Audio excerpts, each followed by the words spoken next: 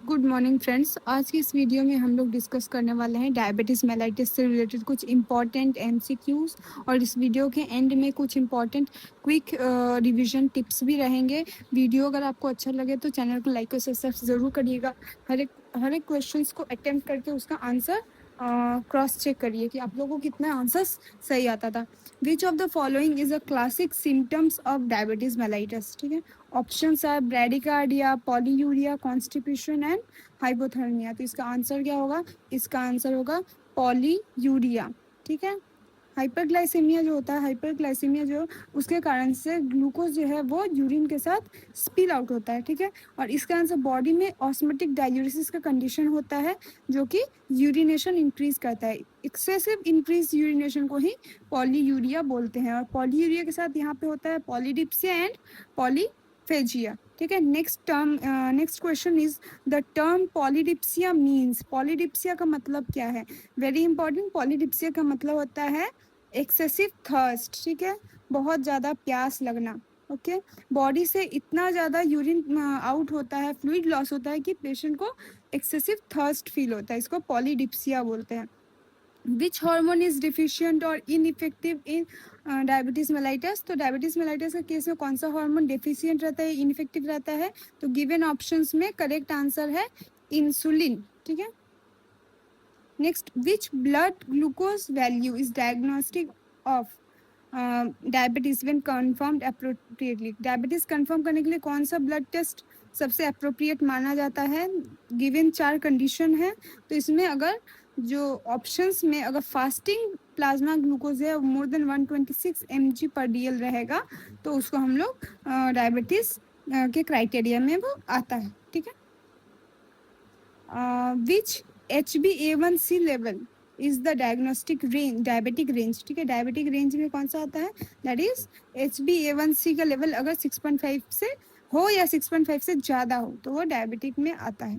ठीक है, which type of diabetes is most commonly associated with autoimmune destruction of pancreatic beta cell. Pancreatic beta cell के autoimmune destruction से कौन सा diabetes relate करता है? तो वो है type 1 diabetes mellitus. Okay, which insulin is completely used for rapid reduction of blood glucose around meal time. Meal time में कौन सा यूज करते हैं? तो रैपिड एक्टिंग जो है वो मील के साथ ही दिया जाता है क्योंकि ये बहुत ही रैपिड इसका एक्शन होता है। तो ये है insulin lispro. Okay, a patient receiving insulin should become sweaty, shaky and suddenly becomes sweaty, shaky and confused. तो what should the nurse suspect first? ठीक है, अगर अचानक से स्वेटी हो रहा है और शेक हो रहा है और कंफ्यूज हो गया तो पेशेंट को, तो नर्स को सोचना चाहिए ये हाइपोग्लाइसेमिया का स्टेज हो सकता है। Conscious diabetic patient has mild hypoglycaemia हो गया है तो which is the immediate treatment. तो इस केस में इमीडिएट ट्रीटमेंट क्या रहेगा? Give 15 gram of fast acting carbohydrate immediately दिया जाएगा। ठीक है, और उसके बाद 15 मिनट के बाद वापस से इसका ग्लूकोज लेवल चेक किया जाएगा। तो ये इसको बोलते हैं 15-15 approach. Okay, which complication is characterised by hyperglycaemia, ketosis and metabolic acidosis. ये 3 किस कंडीशन में होता है? गिवन 4 ऑप्शन है, तो इसमें से करेक्ट आंसर होगा डायबिटिक कीटो एसिडोसिस। ठीक है, कीटो एसिडोसिस में हाइपरग्लाइसेमिया रहता है, कीटोसिस भी रहता है और मेटाबॉलिक एसिडोसिस का भी कंडीशन रहता है। Which finding is particularly important to monitor in a patient with diabetic ketoacidosis. Diabetic ketoacidosis में कौन सा फाइंडिंग सबसे ज़्यादा इंपॉर्टेंट है? ब्लड ग्लूकोज लेवल या serum electrolyte and acid base status या हियरिंग एबिलिटी या फिर विजुअल एक्विटी ओनली। तो इस केस में सीरम इलेक्ट्रोलाइट्स और एसिड बेस स्टेटस भी चेक करना बहुत इंपॉर्टेंट रहता है। Which condition is characterized by extremely high blood glucose, severe dehydration and little or no significant ketosis। ठीक है, कीटोसिस नहीं, बहुत कम है या फिर नहीं है, बट शुगर लेवल हाई है और डिहाइड्रेशन सीवियर है, तो ये कंडीशन है हाइपर ऑस्मोलर हाइपरग्लाइसेमिक स्टेट। ठीक है, विच nursing intervention is most important for preventing diabetic food complication. ठीक है, फूड कॉम्प्लिकेशन प्रिवेंट करने के लिए सबसे इंपॉर्टेंट क्या रहेगा? तो गिवन 4 ऑप्शन में सबसे इंपॉर्टेंट है रेगुलरली अपने फीट का इंस्पेक्शन करना, ठीक है। कोई अगर ब्लिस्टर, कट्स, रेडनेस या अल्सर हो या फिर कोई इन्फेक्शन हो, ठीक है, इसको रेगुलर इंस्पेक्ट करना पड़ता है और डॉक्टर से कंसल्ट करना होता है। विच instruction is appropriate for diabetic foot care, ठीक है। अगेन क्वेश्चंस, ठीक है, तो गिवन 4 ऑप्शन में करेक्ट है चेक योर फिट डेली, ठीक है, डेली देखना बहुत ज़रूरी है।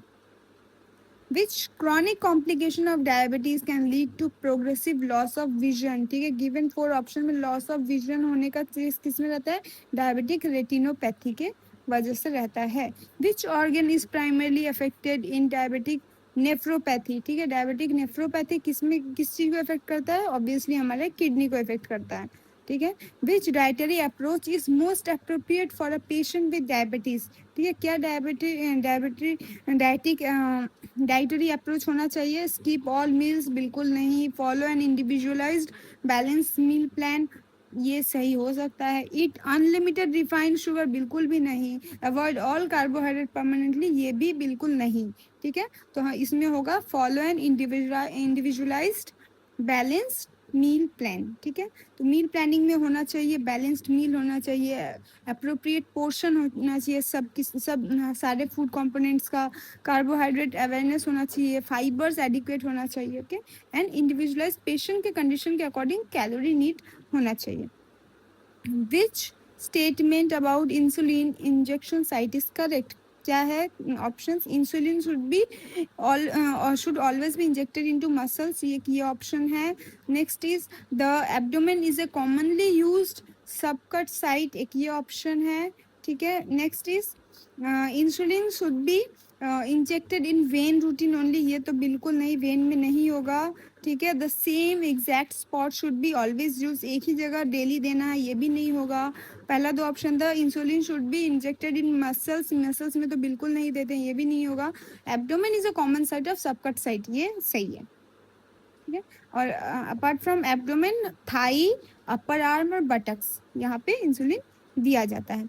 Why should insulin injection site भी रोटेटेड, ठीक है, क्यों हम लोग इसको रोटेट करें, एक जगह क्यों नहीं दे सकते। तो 4 ऑप्शन है, टू इंक्रीज द पेन बिल्कुल नहीं, ठीक है, to prevent lipodystrophy and improve consistent absorption बिल्कुल हाँ, ये सही आंसर है, ताकि लिपोडिस्ट्रोफी ना हो, ठीक है, ओके। अच्छा, टू इन कॉज हाइपोग्लाइसीमिया बिल्कुल भी नहीं, टू इंक्रीज इंसुलिन रेजिस्टेंस बिल्कुल भी नहीं। तो हम लोग जगह चेंज इसलिए करते हैं ताकि लिपोडिस्ट्रोफी ना हो और एब्जॉर्प्शन जो है वो कंसिस्टेंट रहे, ठीक है। Which nursing intervention is appropriate for a hospitalized patient with diabetes, एक hospitalized patient है diabetes, उसके लिए कौन सा nursing intervention important है, monitor blood sugar blood glucose level as prescribed, ठीक है, stop all medication automatically बिल्कुल भी नहीं, encourage prolonged fasting बिल्कुल भी नहीं, ignore change in mental status बिल्कुल भी नहीं, हम लोग इग्नोर नहीं करेंगे, अगर mental status change हो रहा है तो हम लोग उसको रिपोर्ट करेंगे, ठीक है। ब्लड ग्लूकोज मॉनिटरिंग करना बहुत ज़रूरी है, ताकि अगर हाइपरग्लाइसेमिया हो या हाइपरग्लाइसेमिया हो तो वो हम लोग आइडेंटिफाई कर पाए। रिवीजन टिप्स है, डायबिटीज़ में 3 P's याद रखना बहुत ज़रूरी है, polyuria, polydipsia and polyphagia. Polyphagia का मतलब होता है एक्सेसिव हंगर।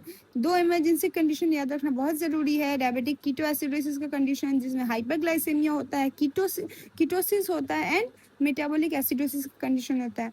वही हाइपर ऑस्मोलर हाइपरग्लाइसेमिक स्टेट जब रहता है, सिंड्रोम जो होता है, इसमें होता है blood sugar very high glucose रहेगा, डिहाइड्रेशन रहेगा और हाइपर ऑस्मोलैरिटी रहेगा, ओके। अदर क्रॉनिक कॉम्प्लिकेशन देखा जाएगा, रेटिनोपैथी जिसमें आई इफेक्ट होगा, नेफ्रोपैथी जिसमें आपका किडनी अफेक्टेड होगा, न्यूरोपैथी जिसमें फिट का प्रॉब्लम्स देखा जाएगा, कार्डियोवैस्कुलर डिजीज भी देखा जा सकता है हार्ट रिलेटेड, और नर्सिंग प्रायोरिटी इसमें रहता है ब्लड ग्लूकोज मॉनिटर करना, हाइड्रेशन मेंटेन करना क्योंकि एक्सेसिव फ्लूइड लॉस होता है बॉडी से, मेडिकेशन इंसुलिन जो है रूटीनली एडमिनिस्टर करना, न्यूट्रिशन का ध्यान रखना, फिट पैरों का डेली चेकअप करना, ठीक है, और कोई अगर हाइपो या हाइपरग्लाइसेमिया का साइन हो तो वो भी रेगुलर मॉनिटर करना हमारा नर्सिंग प्रायोरिटी रहता है। अगर आपको वीडियो अच्छा लगा और हेल्पफुल लगा हो तो चैनल को लाइक और सब्सक्राइब ज़रूर करिएगा। Thank you.